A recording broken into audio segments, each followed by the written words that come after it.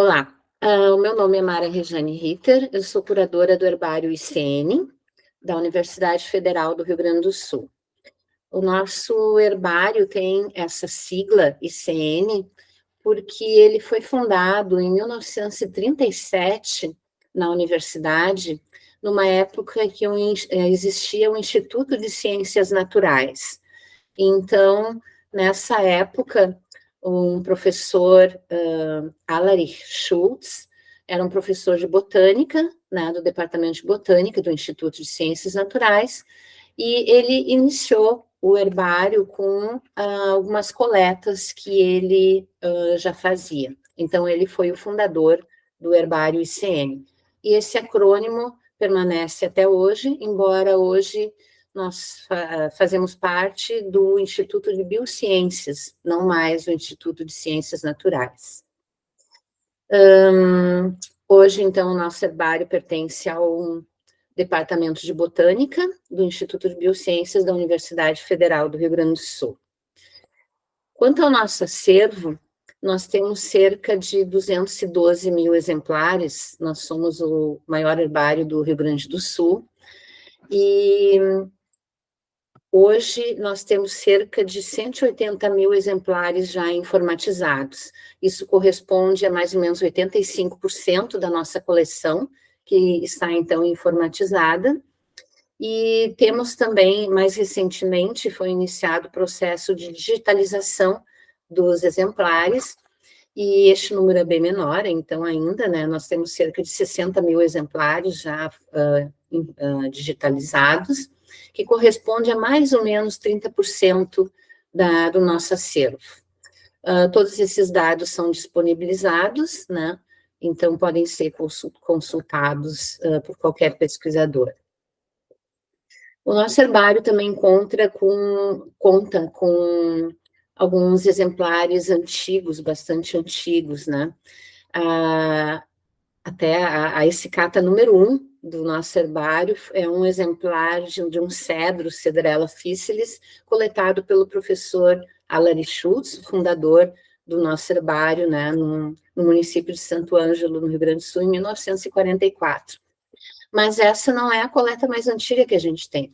A gente tem uma coleta feita por Saint-Hilaire, que foi doada, né, por um museu de Paris, e esse exemplar é um Baccharis anômalo, né, foi coletado no Rio Grande do Sul e não se sabe exatamente a data, né, não consta, né, nesse cata a data exatamente, mas Saint-Hilaire esteve pelo Rio Grande do Sul 1816 a 1821, então é mais ou menos esse período que ele coletou este exemplar. Esse realmente é o nosso exemplar mais antigo. Nós temos também algumas coleções históricas de outros pesquisadores importantes para a flora do Rio Grande do Sul, porque a grande maioria dos exemplares que nós temos no nosso herbário correspondem à flora do sul do Brasil. Mas nós temos exemplares, né, de vários outros lugares, e de outros países, inclusive. Mas, assim, algumas coleções históricas importantes para o sul do Brasil. A gente tem, então, exemplares coletados por João Dutra, que era um médico e também botânico, e ele realizou coletas no final do século XIX até a década de 1930, mais ou menos. Esses exemplares foram depois, o herbário dele foi comprado pela universidade, né, foi incorporado no nosso acervo. São cerca de 1.600 coletas, e são coletas muito boas, muito bem feitas, né? Principalmente da família Orquidaceae, Poaceae, Leguminosa e Pteridófitas, né? De um modo geral. Outra coleção importante, obviamente, é do fundador, né, do nosso herbário, professor Alari Schultz. Ele tem, então, cerca, né, de mais de 1.000 exemplares em coletas depositados no nosso herbário de vários locais. Também do padre Balduino Rambo, né, que foi um pesquisador, uma pessoa bastante importante para a flora do Rio Grande do Sul, e embora a maioria dos exemplares deles não esteja depositado no nosso herbário, nós temos cerca de 800 duplicatas, né, de coletas dele, que também é um material bastante importante. E o maior número de essicatas históricas que a gente tem vem de um herbário particular que foi organizado por um agrônomo dinamarquês que veio para o Brasil em 1945, Karner Hagelund. Ele era um apaixonado por plantas, né, pela botânica, e ele organizou um herbário particular. Ele coletava em vários locais do Rio Grande do Sul. Ele tinha propriedades em diferentes municípios do Rio Grande do Sul, em regiões que hoje sofreram muitas perdas no ambiente, né, por conta da expansão agrícola, né. E a época que ele coletou, ainda esses locais estavam mais preservados, então as coletas dele são muito importantes, porque representam a flora dessa região que hoje está completamente mudada, né? Ele coletou, então, basicamente, entre 1950 e 1986, e o herbário dele, com cerca de 16 mil exemplares, foi doado, então, para a nossa universidade, para o nosso herbário. Até hoje, a gente não conseguiu incorporar toda a coleção dele, porque realmente é uma coleção bastante grande, né? Bem, em relação ao acervo, de modo geral, nos últimos anos, o acervo teve um crescimento bastante acentuado, e basicamente isso ocorre, o crescimento do nosso herbário ocorre por conta também do curso de pós-graduação que existe, né, no nosso instituto, pós-graduação em botânica. Desde que foi fundado, lá em 1970 até hoje, muito do acervo que nós temos no nosso herbário vem das pesquisas realizadas pelos alunos que passaram por esse pós-graduação, né? Então, esses trabalhos de diferentes famílias, né, diferentes grupos, são tombados no nosso herbário, né? Então, a cada ano a gente tem um incremento bastante grande desses projetos. O nosso herbário participa também da rede de herbários, né, do Rio Grande do Sul, da região sul, da rede de herbários do Brasil, e participa também dos 2 grandes projetos, né, em relação aos herbários no nosso país, um projeto, então, o NCT, Herbário Virtual da Flora e dos Fungos, do projeto Reflora.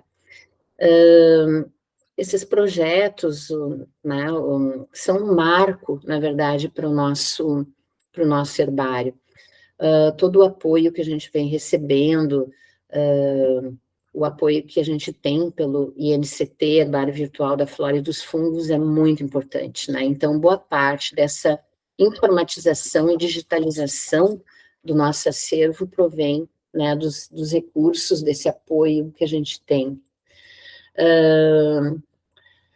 Um marco também para o nosso herbário foi um projeto que nós realizamos, né, então, de modernização e informatização do nosso acervo, submetido ao CNPq, onde nós somos contemplados, e isso foi também um outro incremento, assim, para a digitalização, informatização e digitalização do nosso acervo, onde a gente teve, então, muitos bolsistas trabalhando ao mesmo tempo, e foi realmente um avanço, assim, nessa parte de disponibilização dos dados no nosso herbário, né, também.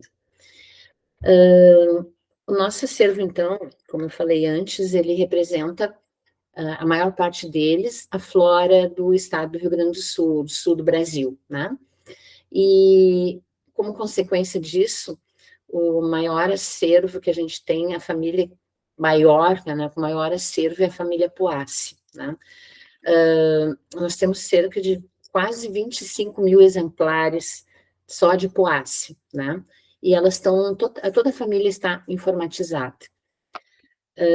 A segunda família mais importante, né, no ponto de vista de exemplares, é a Asteraceae, e nós temos cerca de 19 mil exemplares, e essa está toda informatizada também, e ela está em processo de digitalização, né, então, brevemente teremos essa família totalmente, então, digitalizada também.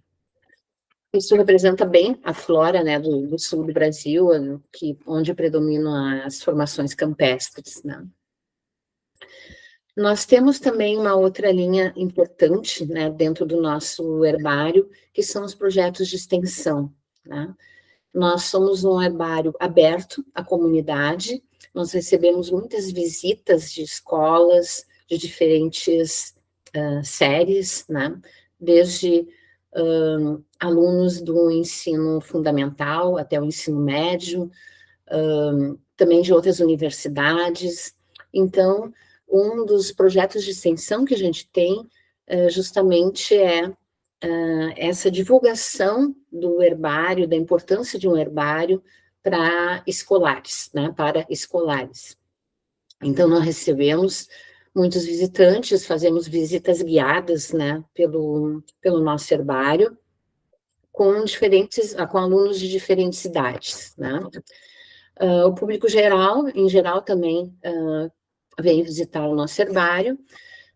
Nós, principalmente num evento que a universidade faz, que é um dia do Portas Abertas, né, onde a gente recebe, então, visitantes interessados em conhecer a universidade, e vão conhecer o herbário também, fazemos as visitas guiadas, né, e nós mostramos, então, um acervo que a gente tem, mas também uma sala de exposições, né, onde a gente tem um herbário didático, materiais didáticos também, né, que ficam mais visível, assim, né, principalmente para os alunos, né, de menor idade. Nós também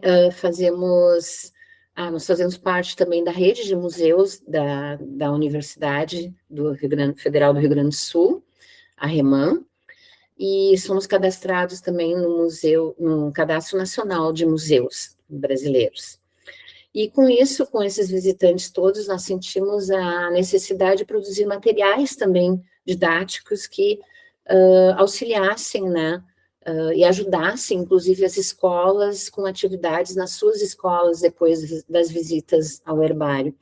Então, a gente entrega também, né, para os professores, né, para escolares, material que a gente produz também através dos projetos de extensão. Nós temos também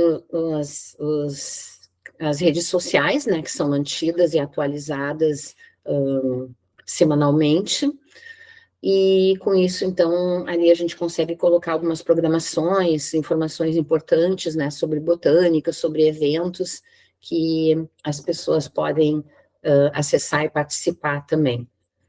E participamos também do salão de extensão da universidade, né, anualmente a universidade faz um evento com o salão de extensão, onde nós oferecemos oficinas, então, sobre o que é um herbário, como é que se faz um herbário, como funciona, e normalmente nós fazemos atividades práticas nessa oficina, então, onde os participantes fazem as suas essicatas, né, e levam as essicatas para casa. Tem sido, assim, um sucesso, né, as pessoas gostam muito, essa é uma atividade, assim, bem interessante, né, com o público em geral. E finalizando, né, acho que as metas, assim, do nosso herbário é a informatização total do nosso acervo, né, e posteriormente a digitalização deste acervo também, que vai demorar um pouquinho mais, né, porque é mais complexa, mas a informatização total do nosso acervo está bem próxima, né. Também temos como meta, assim, prioritária, é a incorporação total da coleção histórica de Carner Haglund, que também está, assim, quase finalizando, né. E nós temos ainda também um material, assim, excedente, né, recebidos por doação de outros herbários ou deixados por outros pesquisadores, né, que é um material que ainda vai ter que ser incorporado também no nosso acervo. Então, essas são as principais metas, mas tudo isso já contando com a informatização total do nosso acervo. E todo esse acervo, então, pode ser consultado, né, por diferentes pesquisadores em diferentes locais do Brasil e de outros países, né?